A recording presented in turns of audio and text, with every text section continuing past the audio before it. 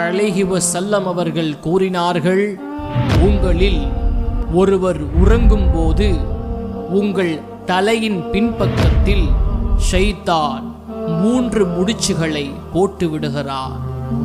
ஒவ்வொரு முடிச்சின் போதும் இன்னும் உனக்கு நீண்ட நேரம் ஓய்வெடுக்க எஞ்சி இருக்கிறது, ஆகவே நீ உறங்கு உறங்கு உறங்கு.